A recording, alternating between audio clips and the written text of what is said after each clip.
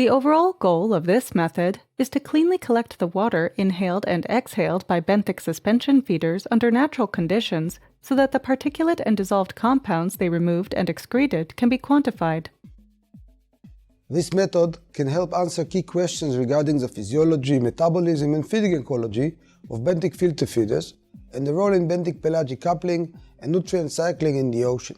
The main advantage of this technique is that it allows clean and controlled water sampling from a specific point, such as the X-current aperture of a benthic filter feeder.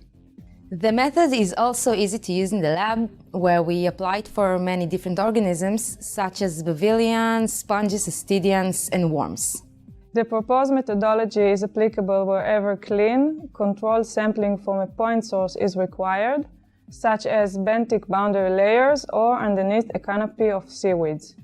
Due to the complex nature of the underwater sampling protocol, a visual demonstration of this method is critical, as the underwater work steps require extra care.